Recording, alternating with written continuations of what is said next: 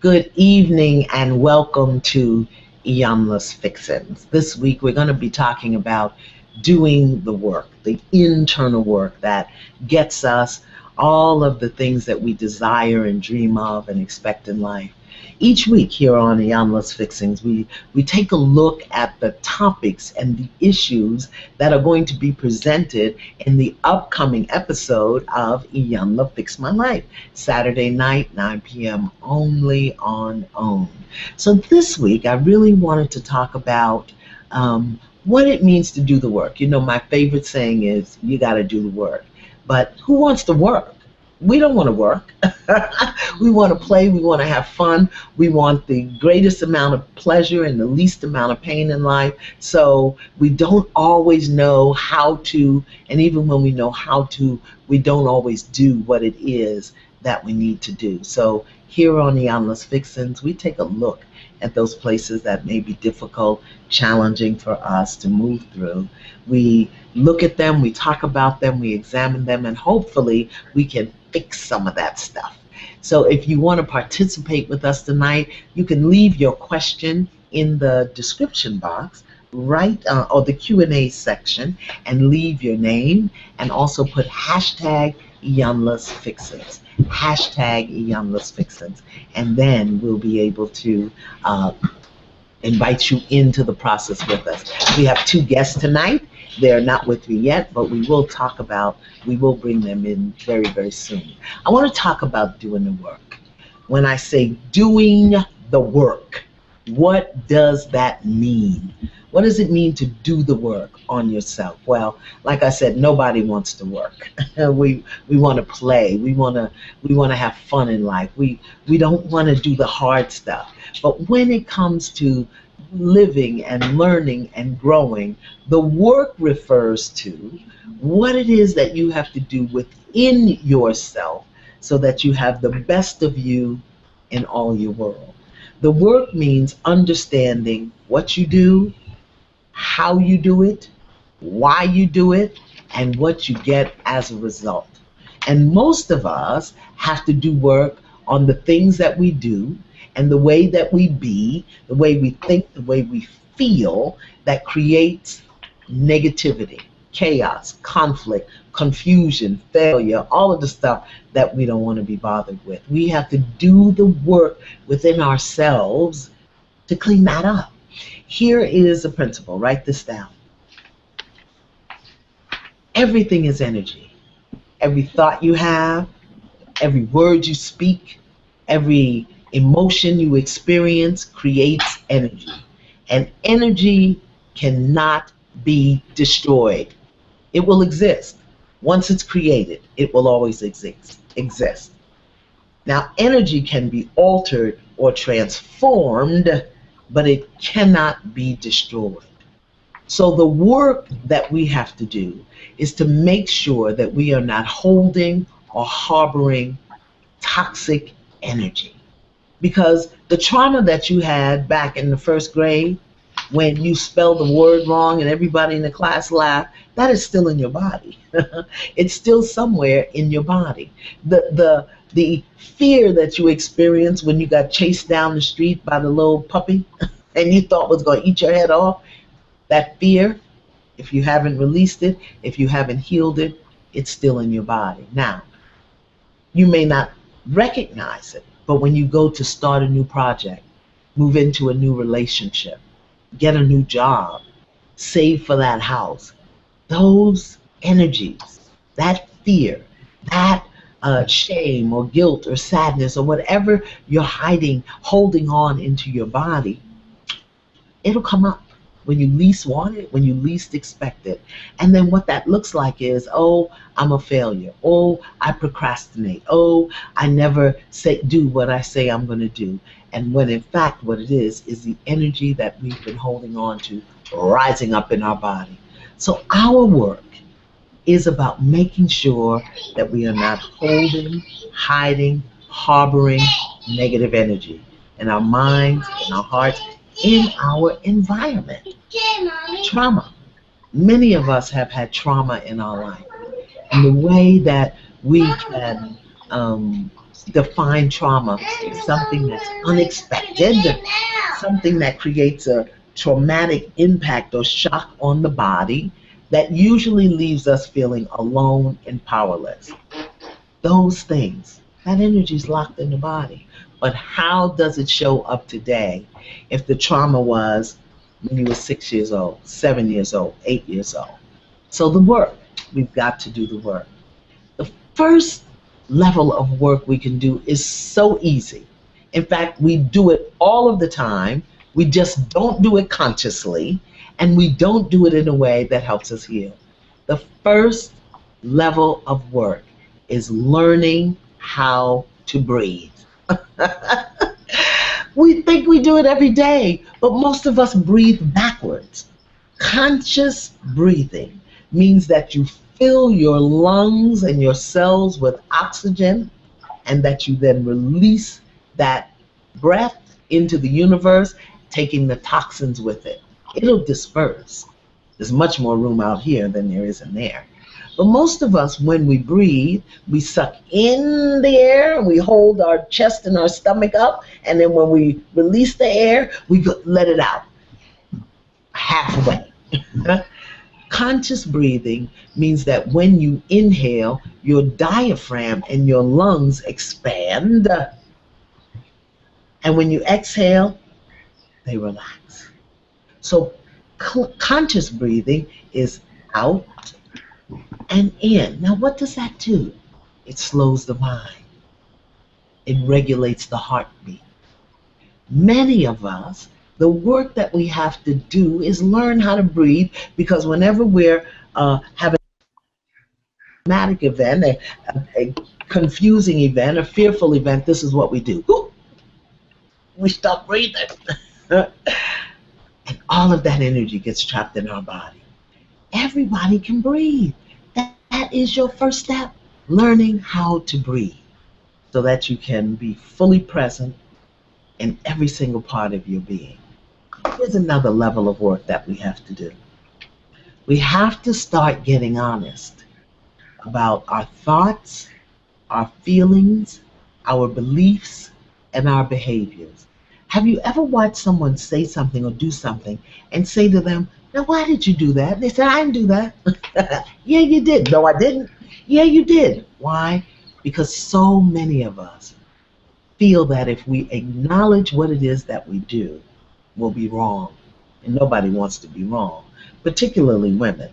We will go to our grave refusing to admit that we were wrong about anything. Okay? Men, they just ignore you.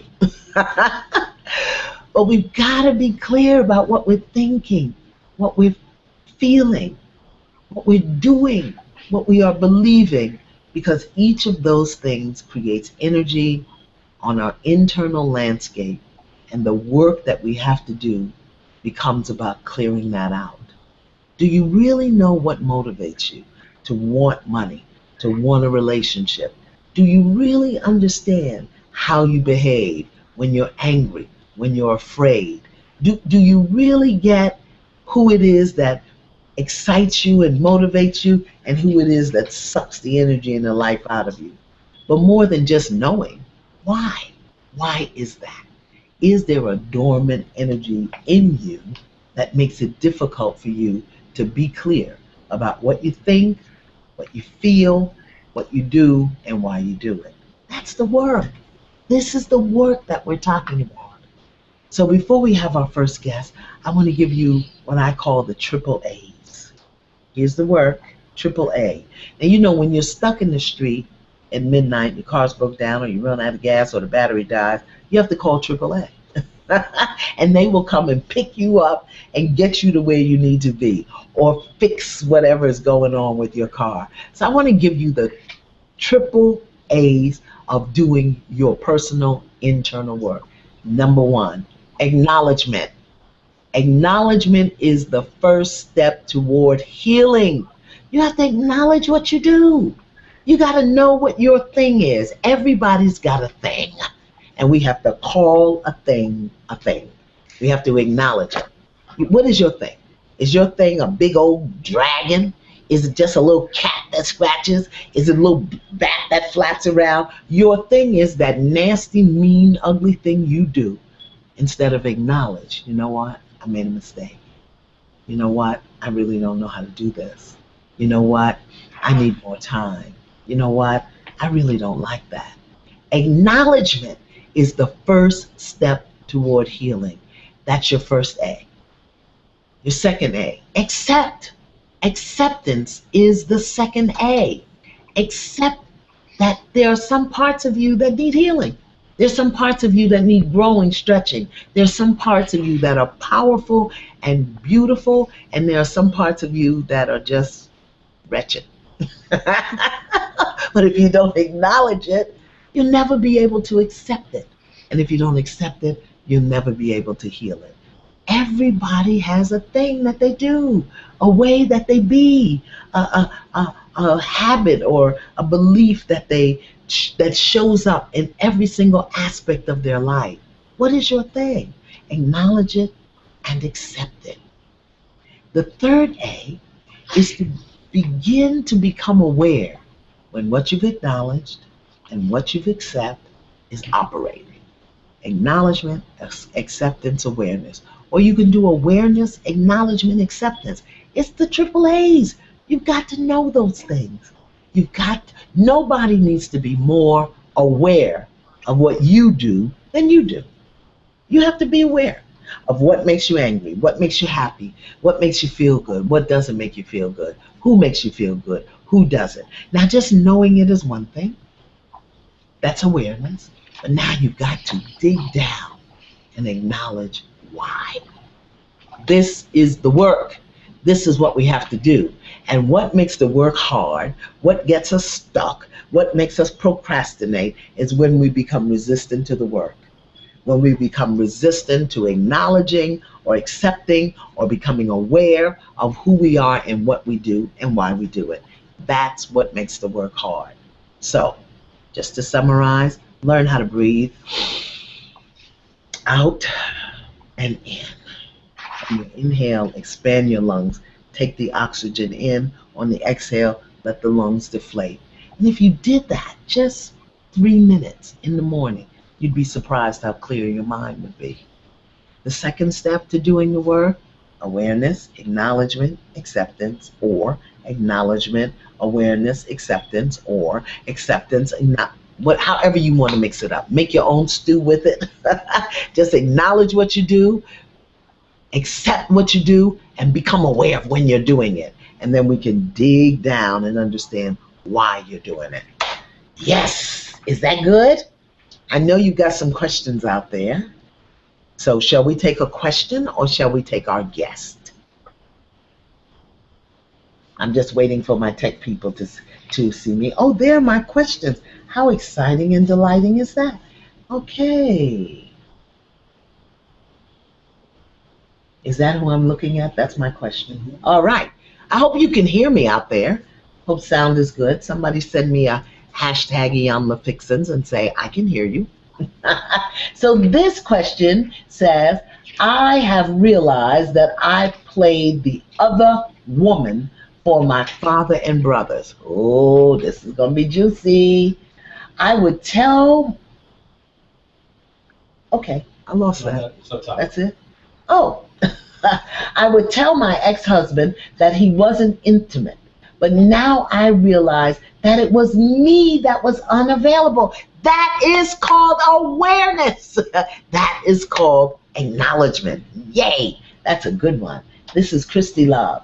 I realized that it was me who wasn't available. How do I grow up and get my own relationship and be available for love and intimacy? Well, beloved, your work will be about understanding, recognizing, becoming aware of, acknowledging and accepting your beliefs about intimacy. What does it mean to be intimate with someone? And I always define intimacy as into me see. And when you're close to someone and when you're in relationship with someone, they're going to see all of the cruddy little parts. They're going to see your thing. They're going to see the good parts and the bad parts. But here's something. If people can get close to you to really see who you are, they'll probably like you anyway. So, what you've got to do, beloved, is you've got to get clear about your fear about intimacy. What it is you tell yourself will happen if people get close enough to see you and know you. Now, someplace back there where there's an energy of you having an intimate experience with someone that didn't turn out well. Might have been a best friend, could have been your first boyfriend, could have been a parent. I don't know. That's your work to understand what it is that led you into the fear of intimacy. Once you do that, you'll be open and available. For all of us out there who have issues with intimacy, here's something I want you to acknowledge. When you get in a relationship, do you get busy? Do you get sick? Do you get a million of other things to do? That might be a fear of intimacy. Remember, if people get close enough to really see you, they'll probably like you anyway. The question is, do you like you? Do you like you? That's a good question, yeah? Now, let me take another question and then we're going to go to our guest. How about that? Mm-hmm. Here's a question. Hello, Iyanla. Hello, is that Rise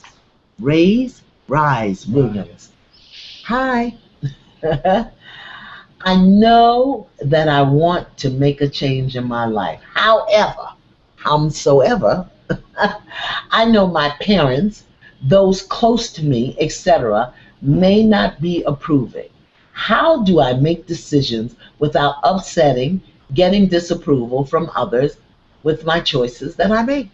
I don't know how old you are, but if you're over 18, and if you pay your own rent, and if you drive your own car and you pay your own bills, and even if you don't, if you're over 18, you are the only one who gets to say what goes on in your life. And your work, beloved, would be about understanding what makes you think that other people have to agree with what you choose to do in your life. If you're still looking for parental approval or daddy's acknowledgement or mommy's happiness or whatever, I don't know, that's your work. You have to understand for yourself what it is you tell yourself will happen to you in your life if people disapprove with the choices you make. I don't even know what else to say about that. It's your life. Choose to do what you will. Now, what I'm hearing is I'll be alone, they'll get upset, they won't love me anymore. Number one human fear, losing the love of the people that we love, losing their love, losing their respect. Number one fear.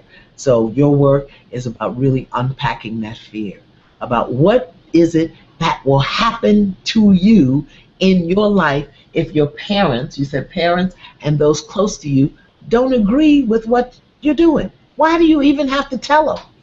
Do you have to announce to people what you're doing? And do you have to give them a vote in your plan? I don't think so. Mm-mm. You are the chairman of the board of your life. Everybody has to agree with you or kick them off the board. I like that. That'll be good. You serve in every position on the board. How about that? All righty. Now we have a guest. And who's our first guest, Navarro? Aaliyah Horton. Aaliyah Horton.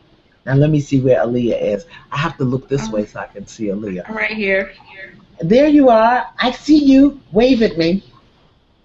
I gotta lean Hi, to one Aaliyah. side to wave. There Hi. you are. Oh, we have the same hairdo. Yes, twinsies. Listen, I don't see any of my books on your shelf. Well, these are all cookbooks. The other books are to the side.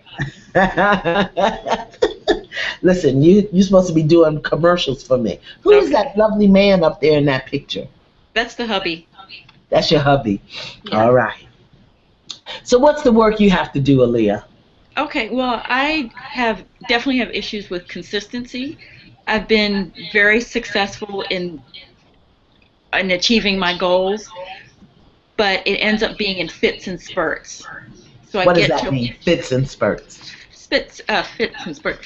I was looking to to make a change at work and to get a certification and lose weight and do a number of things that I was trying to accomplish.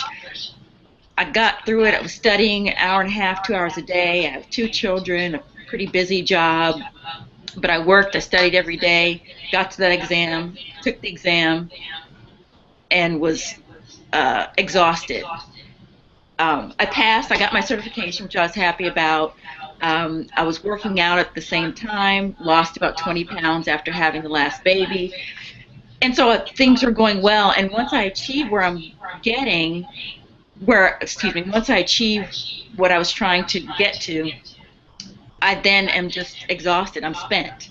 And then it takes me a long time to get back going to achieve the next goal. And so I don't feel like have that train going. So when do you get to enjoy what you've accomplished? See, I make a distinction between accomplishment and achievement. See, for me, achievement is something you do externally to be validated by others. And accomplishment is something that you desire and grow through yourself for your own personal satisfaction. So my question becomes, when do you get to enjoy what it is that you do? Because I hear you saying achievements, which says to me you're doing it for some kind of external validation as opposed to an internal sense of satisfaction. And maybe that's why you jump from one thing to the other or don't get things done, because you're not being satisfied. You are fulfilling a goal, perhaps, or you are achieving something that's validating you, but you're not fulfilled and satisfied. Does that make sense? It actually does. It really does. And can I ask you another question? What Sure. are you going for? What are you going for? Lose 20 pounds, get certification, new Dubai, grow your hair, clean your teeth, fresh your breath, fluffy your eyelashes. What are you really going for? What is it? That's what I do. Maybe I don't know, because that's exactly what I do. So I want you to clutch your pearls right now, because I'm getting ready to blow you right out the border. Uh-oh. Okay, you got them? Are you clutching? Okay. Clutching tight? Yes.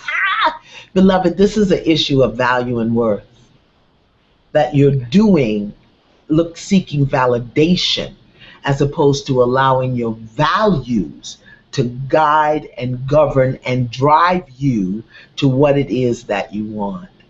This is an issue of value and worth. And whenever you have an issue of value, meaning what it is that I expect for myself, from myself, that's value.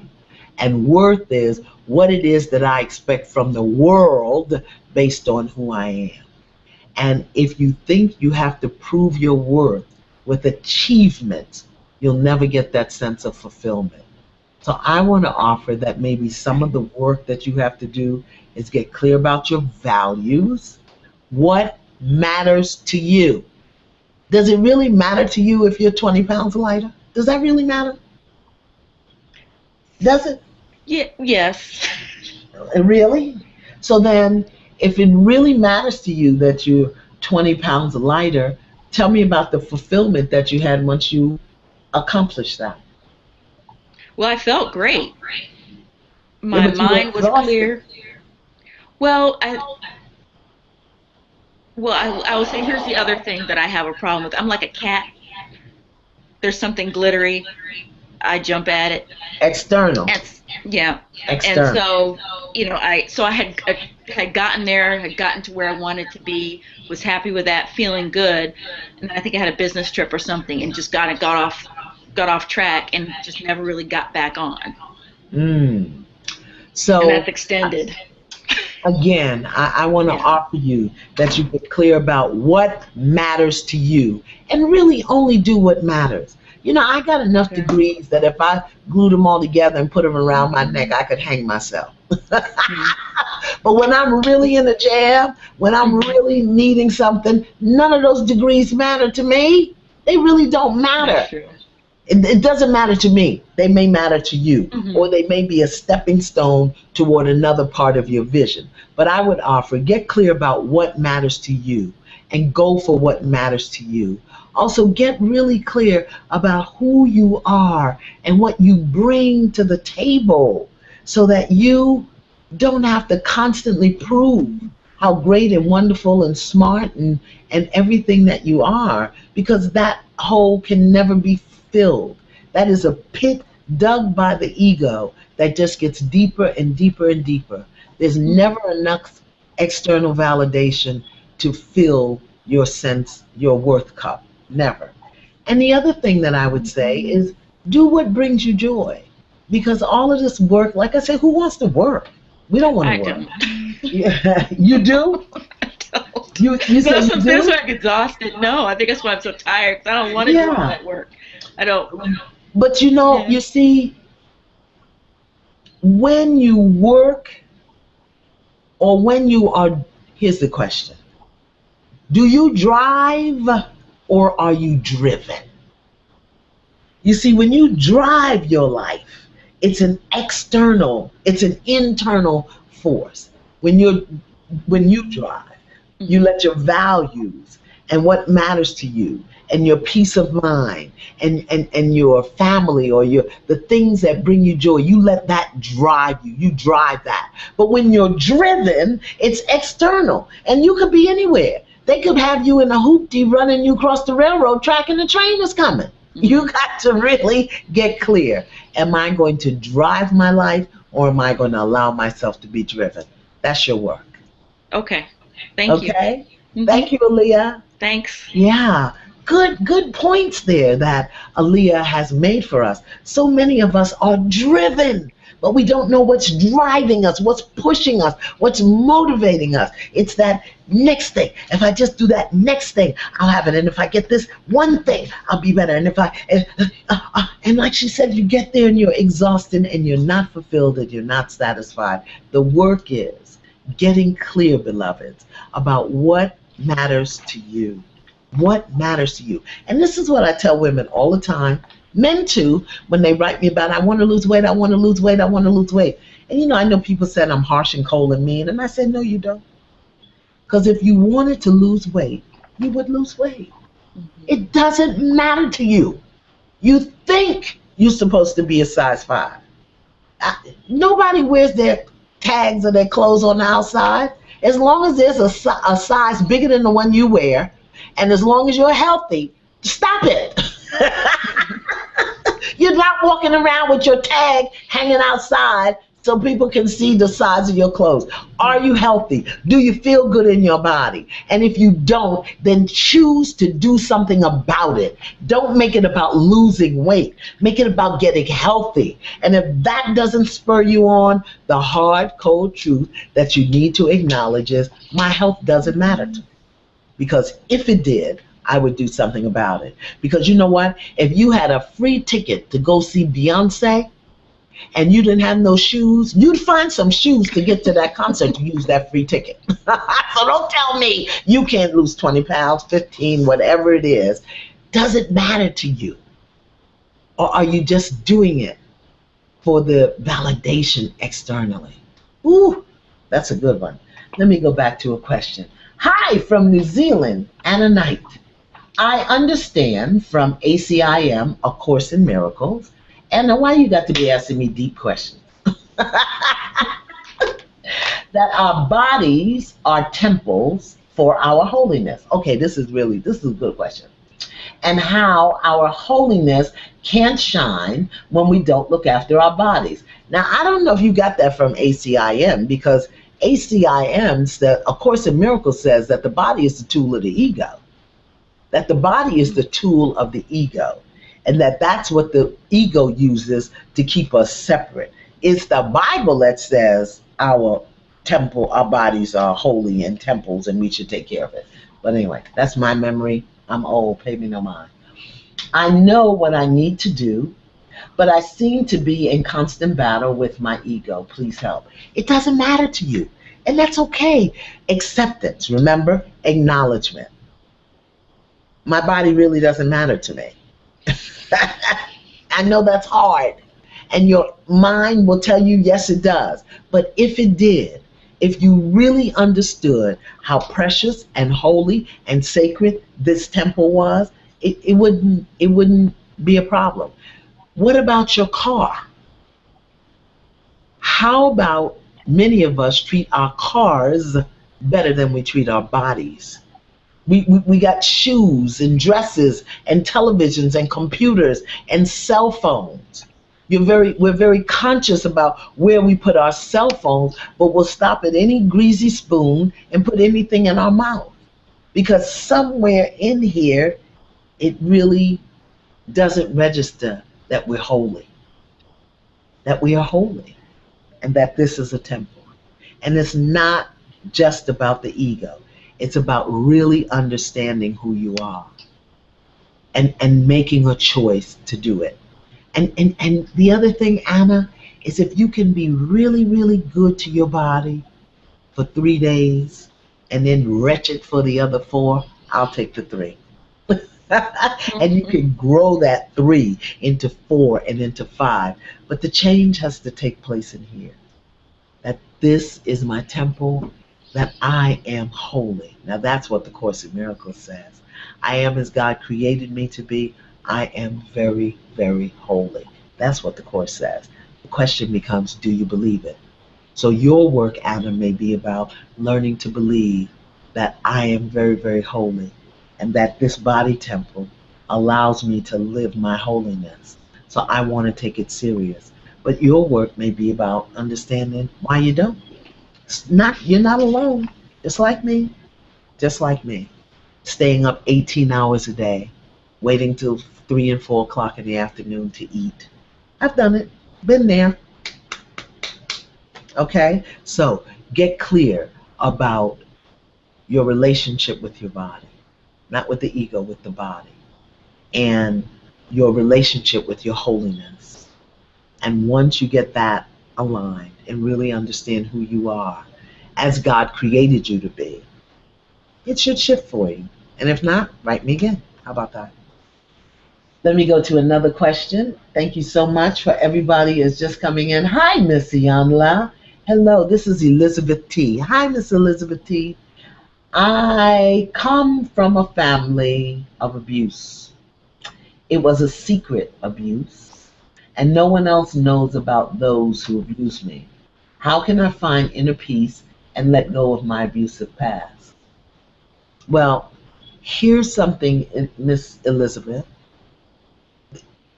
The past has already let you go. The only place it exists is in your mind. So the work you have to do is understanding how does it serve you to continue to hold yourself in the past. I mean, you're not being abused now. Are those people who abused you then, do they still have control and access to you? And if not, then it's about you. And something about holding on to the past serves you. We don't do anything that doesn't have a benefit. And maybe the benefit is as long as you see yourself as abused, you don't have to take responsibility for your power. Maybe it's that as long as you blame others or hold others responsible for what they did to you, you don't have to hold yourself responsible for what you are doing now. I was abused, so I can't do this. You don't have to be accountable for your power, for your holiness, for your greatness, for your dreams, for your vision. Why? Because you were abused. So your work is really understanding how you are now hustling your abuse. And I don't say that lightly. I want you to really understand what I'm saying. How does you being an abused person today keep you from your holiness, your greatness, your power, and everything you want? The other thing about abuse, Miss Elizabeth and everybody else, the only way to heal abuse, physical, mental, emotional, spiritual, sexual, is forgiveness. That's your work. Forgiveness. Forgive everybody for everything, starting with you. And after you forgive you, forgive God. Because I guarantee you, if there's an abuse experience in your life, some part of you, somewhere, blames God. Work with that. Good. Let's go to another question, then we're going to go to our other guest who's been so patient. All righty. Here's a question from Allison. Okay, Allison. I can't see what that says. I love what you say about holiness to the rescue. Oh, yes. Holiness to the rescue. There is a line in A Course in Miracles that says, there is nothing my holiness cannot do. You see, my brokenness can't accomplish it, but my holiness can. My abused self can't accomplish it, but my holiness self can. Myself that didn't finish college can't accomplish it, but my holiness can. There is nothing that my holiness cannot do. Holiness to the rescue. Oh, I love it. Oh, let me get the question. Allison Smeller. I was just having a little preach there for a moment. Yes, what I struggle with is letting go of the outcomes. Control. Your work is trust and surrender. Trust and surrender. Trust and surrender. I have an exercise. Okay, everybody out there, everybody who's looking, I want you to do this. Palms together, palms open. Palms together, palms open. Palms together, palms open. Just do it. Palms together, palms open. Just follow my voice. Palms together, palms open. Palms together, palms open. Palms together, palms open. Palms together, palms open. Palms together, palms open. Right knee, left leg. Oh, that was a knee. Right hand, right hand, left leg, left hand, right leg. Palms together, palms open, palms together, palms open, palms together. Right ear, right cheek. Why I keep saying ear? Right hand, right cheek. Left hand, left cheek. Right hand, right leg, left hand, left leg. Palms together, palms open, palms together, palms open, palms together, palms open, palms together, palms open. Left leg, left knee, right hand, right knee. Right hand, right ear, left hand, left ear. Palms together, palms open, palms together. Just practice that. Just keep doing it. I can't Just keep up. it. Because what it will do is teach you to surrender. Because there's going to come a moment when you mix up the instructions or you forget what somebody is saying. You're not in control. Holding on to the outcomes is control.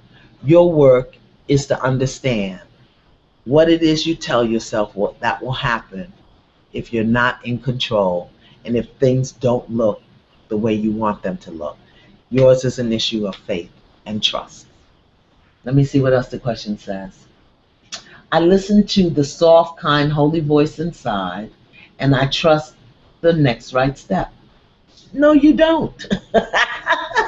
See, first of all, anytime you are diagnosing the problem, you got a problem. Self-diagnosis is misdiagnosis. Always. Self-diagnosis is misdiagnosis. You say to me, I struggle with letting go of the outcomes, but I listen to the Holy Spirit. Can't be. Because the Holy Spirit only informs you on a need-to-know basis. The Holy Spirit doesn't say, do this and that'll happen. The Holy Spirit will say, do this, do this, do this. And if you take those steps, you'll get to where you're supposed to be. You don't know where that is because the Holy Spirit tells on a need-to-know basis. I struggle with wanting to control the outcome. There you go. I already said that. Faith and trust. Palms together, palms open, palms together, palms open, palms together, palms open, palms together, palms open. Right hand, right knee, left hand, left knee, right hand, right ear, left hand, left ear, right hand, right knee, right hand, left hand, left knee, palms together, palms open, palms together, palms open. Did you catch up? That's how life is. Everybody's just trying to get their palms together and their hands on their knees or their ears. Let it go. Trust and faith. We've got another guest coming in. Yeah. And this is Daphne, yes? Are you there, Yes. Daphne? Hi. Hey, Daphne. I'm here. How are you? Good. Very good. Thank you. So what is the work that you have to do, Daphne? Do you know what your work is? I actually don't know what my work is. Okay. I've been through a series of losses in my life. First being my 10-week-old daughter, Your what? my 10-week-old infant daughter, Okay. and soon after I had a heart attack. And soon, 4 months after that, my husband left me and my twin boys. Your husband left you where? With my twin boys, Okay. 7-year-old twin boys. And now we're in the process of losing our home, and I don't know how to restart life after all these losses. What a powerful and divine growth and healing opportunity you are having. I know it doesn't feel like that, but what a powerful and divine growth and healing opportunity you are in. So, what have you learned about Daphne in this process? What have you learned? That I have a lot of anger. Ah, And now, wait a minute. Are you assuming that the anger came after the losses, or are you aware that the anger was present before any of this happened? I am aware that it was present before. Okay, good. What else have you learned about Daphne as you go through this powerfully divine healing and growth opportunity that are cleverly disguised as losses? Cleverly disguised.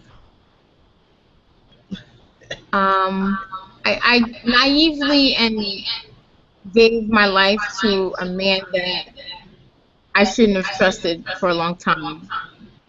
That's a story. That's a story. I naively gave my life. No, you didn't give your life to anybody. You made a choice that had unpleasant consequences. You made a choice that had unpleasant consequences.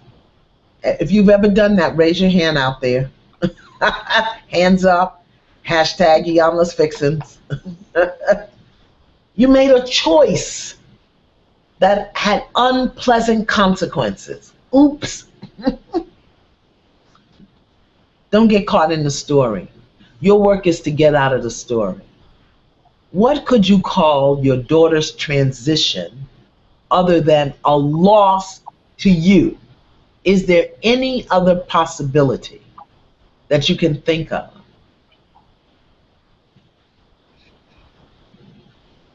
It's really hard.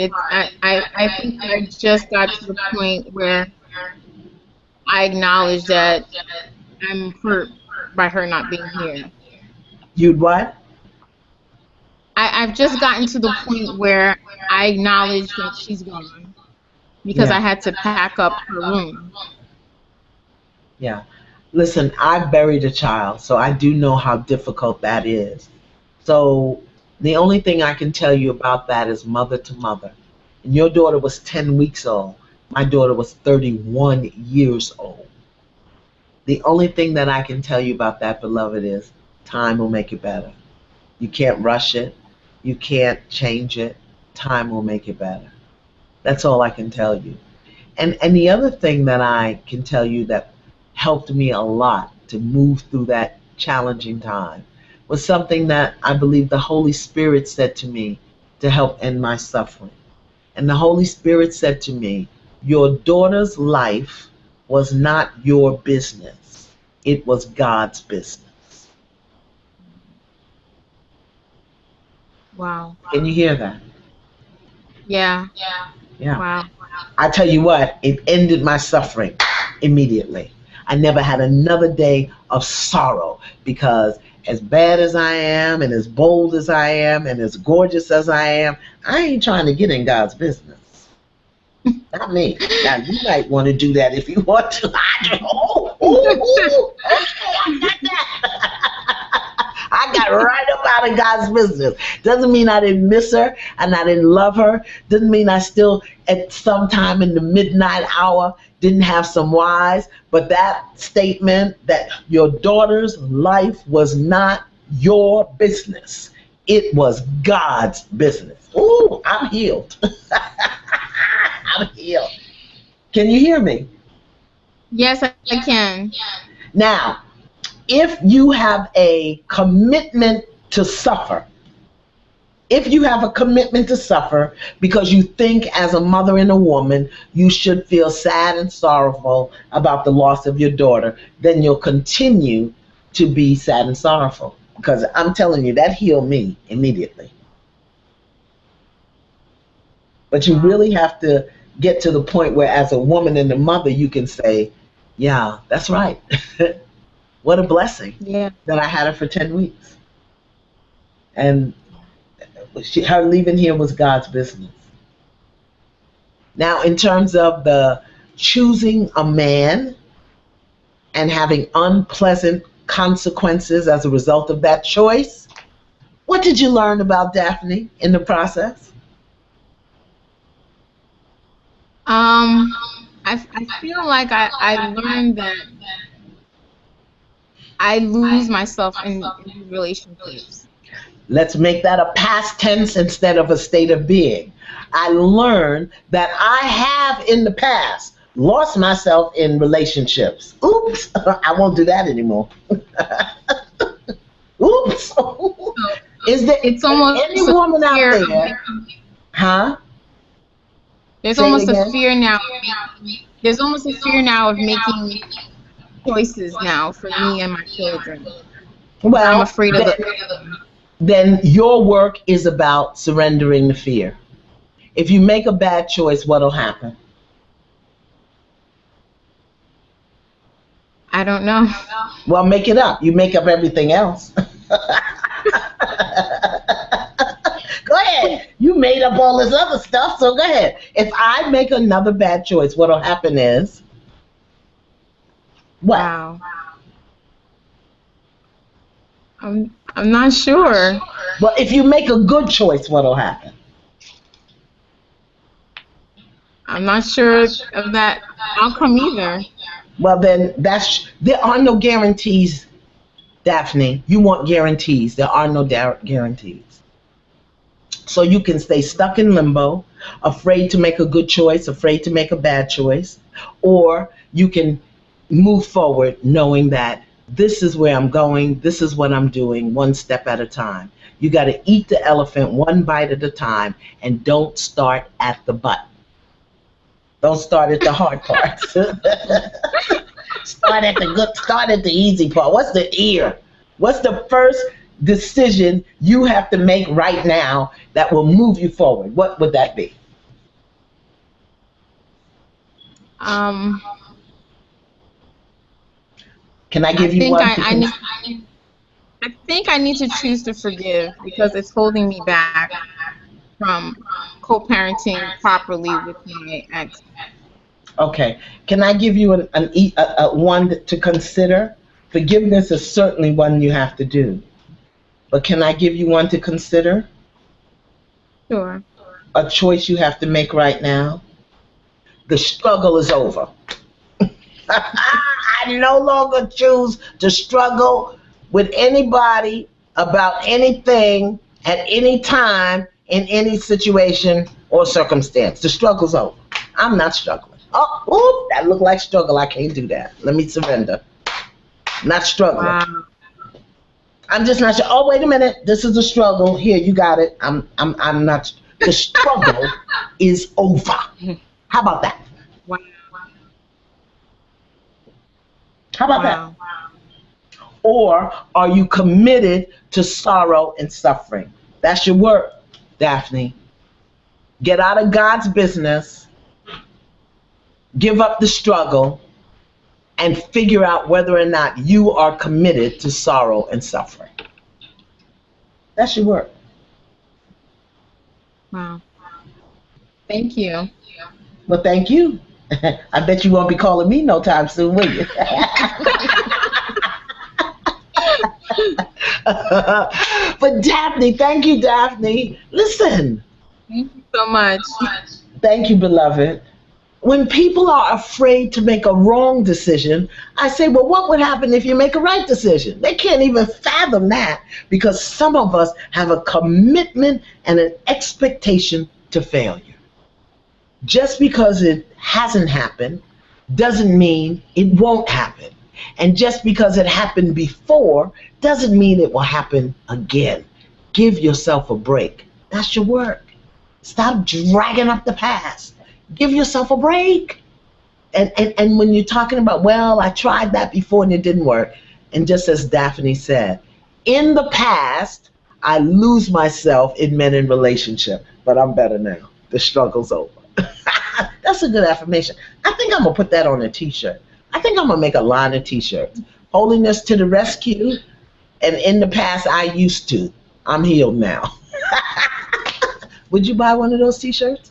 I'd buy Hashtag hashtag the struggle's over. Yeah, the struggle is over. Make that choice right now. But also understand, remember, acknowledgement, awareness, acceptance. Some of us are committed to the struggle. We married the struggle. We have struggle clothes. We got a struggle hat. We put on struggle nail polish because as long as we're struggling, we don't have to take responsibility for creating what we want. We get to say, see, I'm trying, I'm working, oh, I'm struggling. It's so hard. No, holiness to the rescue. There is nothing your holiness cannot do. Stop struggling and let the holiness flow through you. But it won't flow through you unless you breathe. Let me go to a question. Good question. I am proud of my accomplishments. Good. This is F. Hodges. I'm good. Accomplishments, internal, not achievements, external. I'm proud of my accomplishments, but my husband says I lack vision.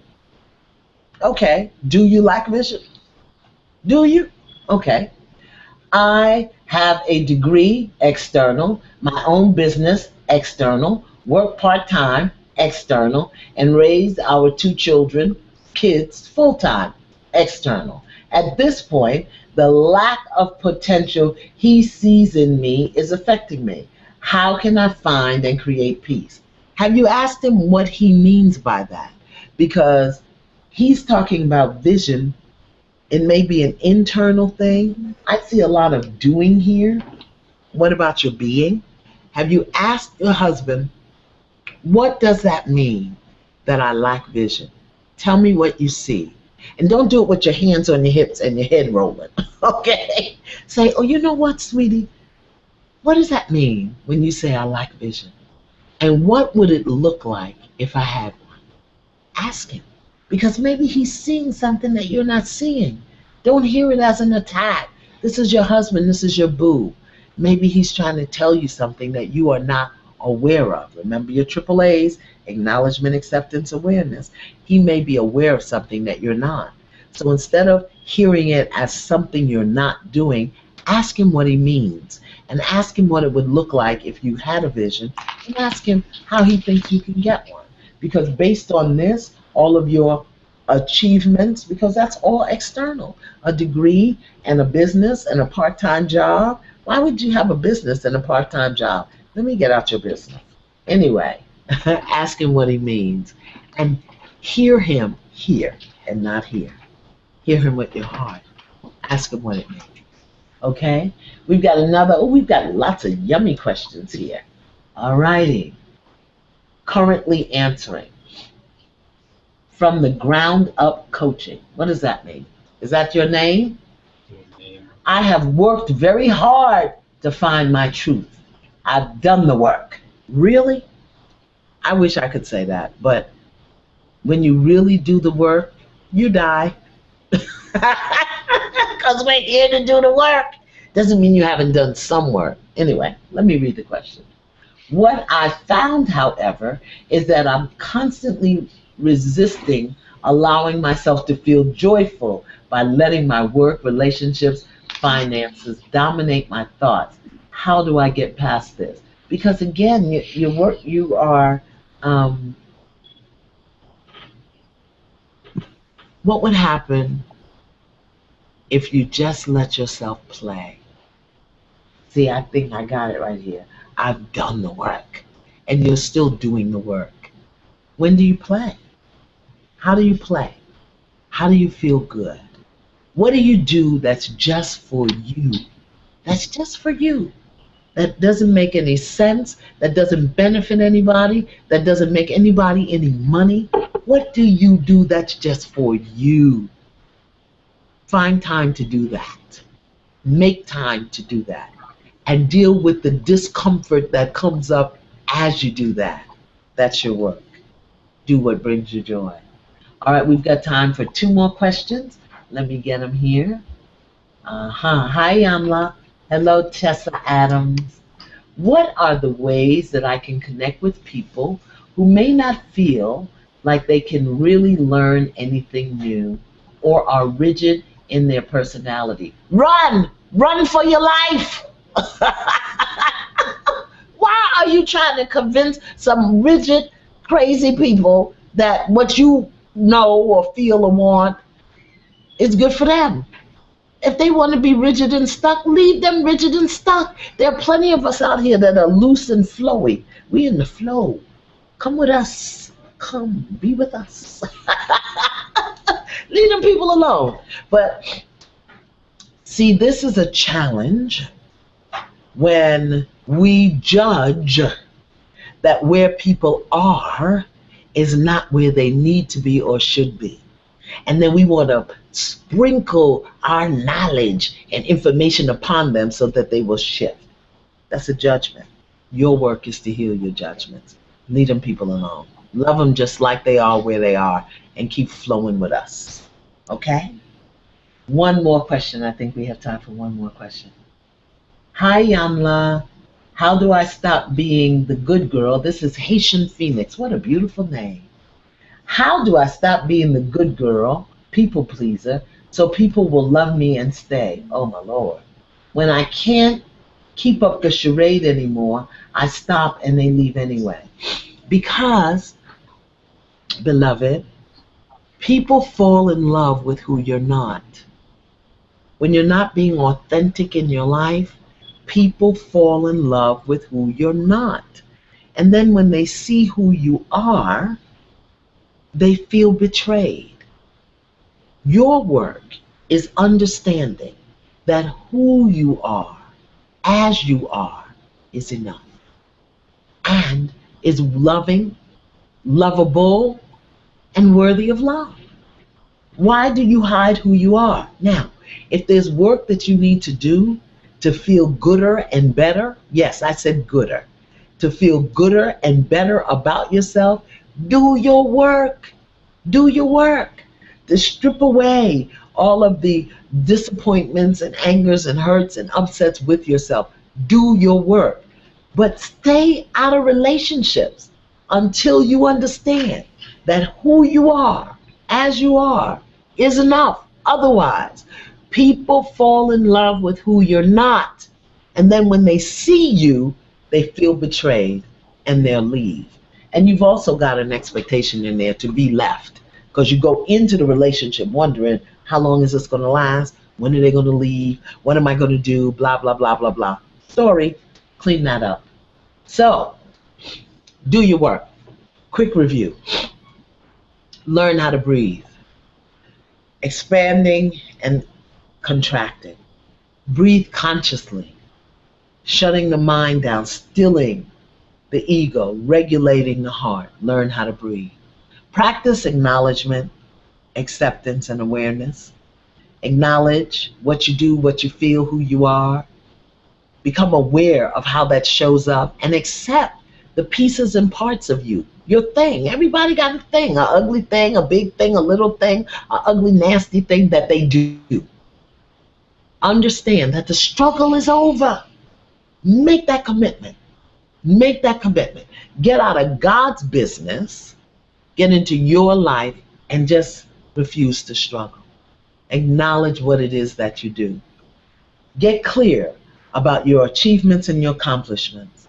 Achievements are external, accomplishments are internal, and lead to satisfaction and fulfillment. So that's our work tonight.